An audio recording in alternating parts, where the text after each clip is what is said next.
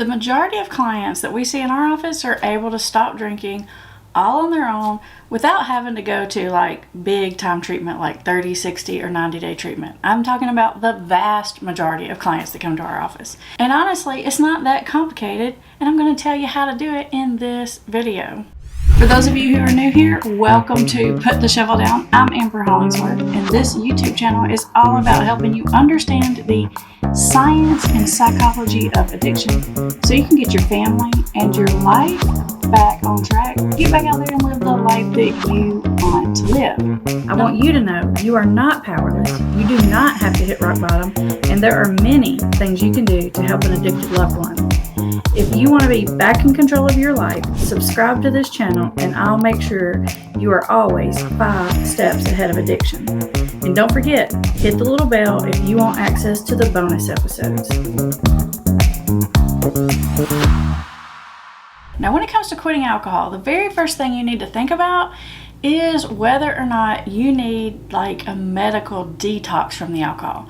Because believe it or not, stopping alcohol cold turkey is one of the more dangerous things to stop. So before you implement any of the other techniques that I'm about to tell you, it really is important to have a good, thorough, medical assessment for can you stop drinking, especially if you've been drinking daily for quite a long time and you haven't gotten more than a couple of days sober in a really long time.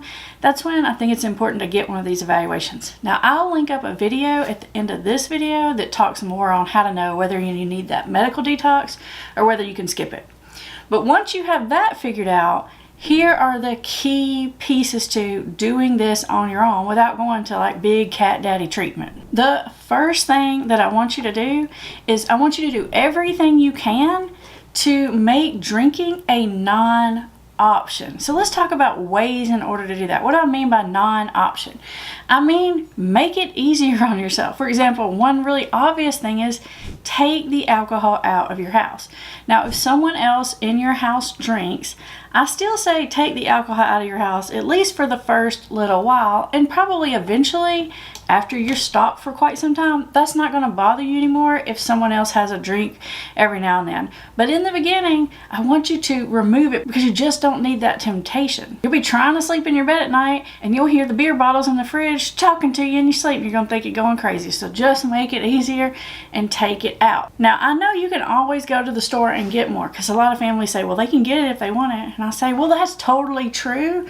But in your own home, you should be able to kind of relax and be comfortable and not have to have your guard up all the time. So just take it out. Now, the next thing you need to do in order to take off the option of drinking alcohol is tell the really important people around you that you're not going to be drinking anymore. Because that way, if you're at a restaurant with a friend or you're hanging out at a work function and the temptation is there, if there's someone there that knows that you're not supposed to be drinking, then you're less likely to cave into that pressure. And again, it makes it easier.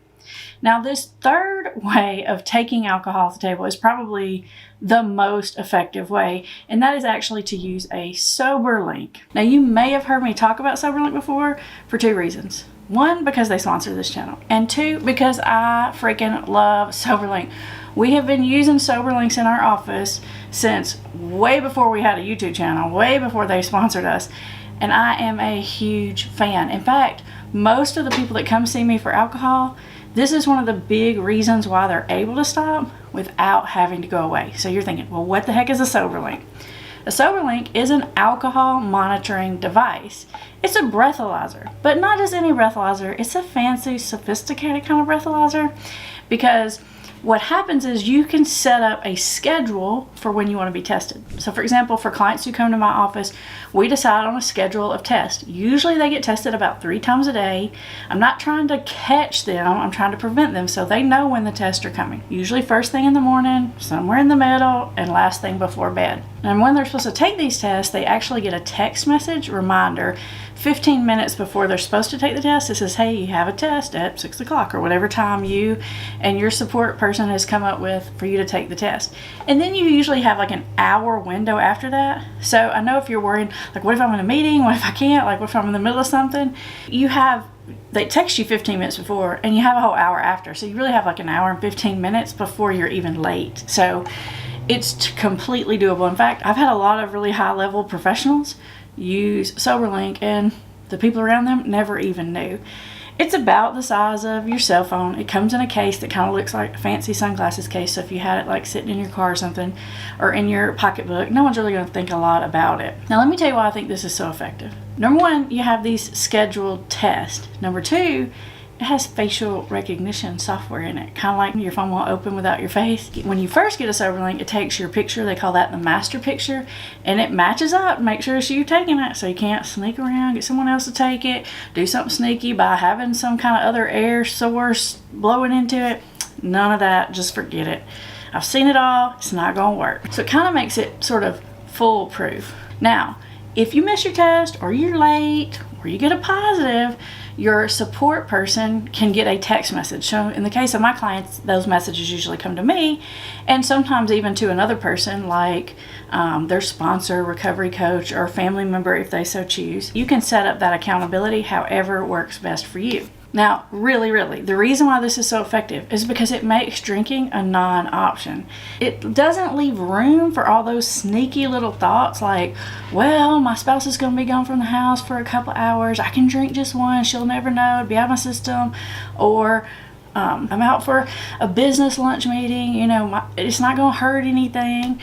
All those little sneaky thoughts, it kind of does away with it because you're not going to get away with it. So why do it? People that use Soberlink, it's actually 1,000 times easier because you make the decision one time, which is the time when you make the decision to get on the Soberlink, and then the decision's made. You don't have to fight with yourself 1,000 times a day, doing this whole back and forth thing where you feel like you're white knuckling it. It simply makes it a non-option, which is why it makes it a bazillion times easier. So remember, do anything you can to make drinking alcohol a non-option. Don't have it around you.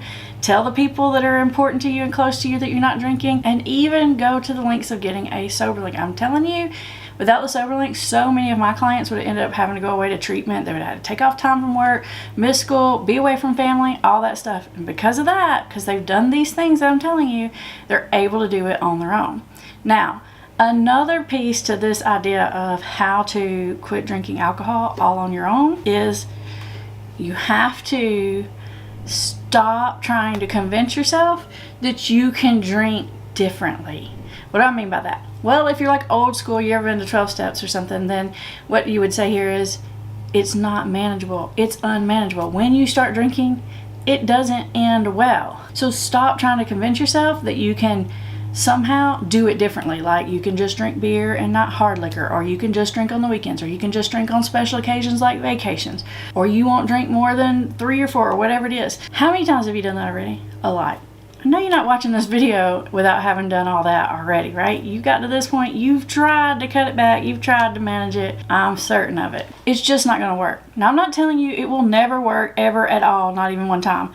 Yeah, you may be able to manage it a time or two, but eventually what happens? It always gets back out of control.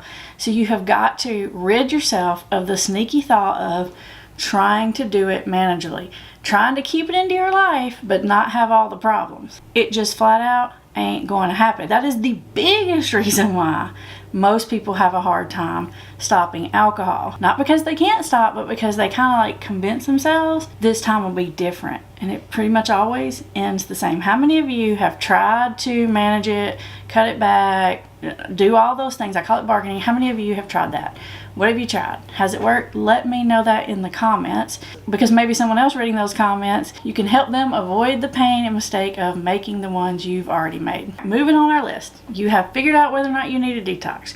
You have taken alcohol out of the equation. It is now a non-option. You have decided for sure that you are not going to convince yourself that you can just drink a little, because you've tried that and it hasn't worked. Now, the next thing I want you to do is I want you to change your habits. Now, this one may seem kind of like simple and silly, but this one is actually super helpful. If you always stop and buy alcohol at the store on the way home from work, go a different way home from work. Don't stop at the gas station where you always stopped and got it, or the liquor store, or wherever it was.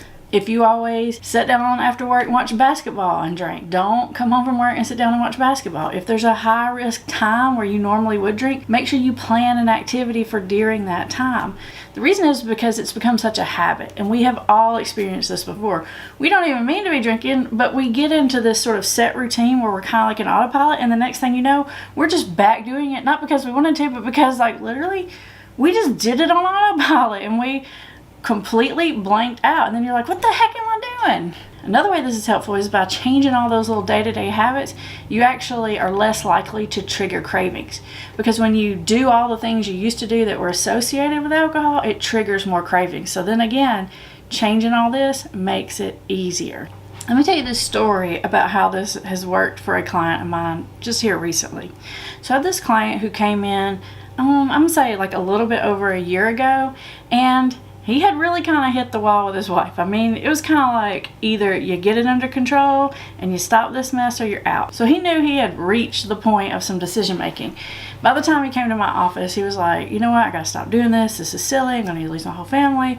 What can I do? And I talked to him about doing these exact things I'm telling you. Now, in his case, we determined that he probably didn't need detox because he was already like 4 or 5 days sober before he came in to see me, which told me he was kind of out of that detox window. But what he did do is he decided, okay, I will do all the other things that you're telling me to do. I'll change my routines and habits.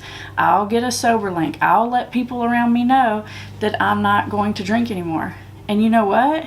That person has not had a drink since they stepped foot in my office. They've literally just celebrated their 1 year, and everything in their life is better. Their relationship's better, their work is better, their relationship with their kids is better. They feel about 1,000 times better. They have more energy and motivation. They are looking forward to things. They get excited about things. Their whole life is different. And the biggest reason is that this person was willing to make these changes, and they're not even that huge of changes. But if you're willing to do these small things, the chances that you're going to have success go way, way up. Now, the last thing I want to tell you about how to get sober and stay sober all on your own is that I want you to stay focused on what you do want because you're sobriety. And don't let your mind go into the deep, dark rabbit hole of what you can't have or what other people are doing. Let me tell you what, alcohol is a poison, and it doesn't serve anyone well, I promise you. And if you put it in your body long enough, it's going to cause you problems. It is literally poisoning your body. So don't allow yourself to have this thought of like, why me, or why can everybody else do this and I can't? Instead of thinking about what you can't have, it's much more effective to think about what you want instead. You want to feel better when you wake up. You want to have a better relationship with someone in your life. You want your career to take off. Maybe you want to lose a little weight or something, but focus on what you want from this decision, not what you don't want. And not only will it make it a lot easier, but you'll feel a lot happier in the process. As always, I'm going to put links in the description for you for additional resources, including Soberlink if you want to check that out. And up next, I'm going to put this video up here for you about do you need detox or you don't need detox. And not only that, but the entire playlist focused on alcohol. I'd like to send a big heartfelt thanks to all of you who help support this channel. Your likes, shares, and donations are helping us spread the message of recovery, and without you, this wouldn't be possible. Now, this next video has been hand-selected to go right along with this one. And don't forget to check the description for additional resources.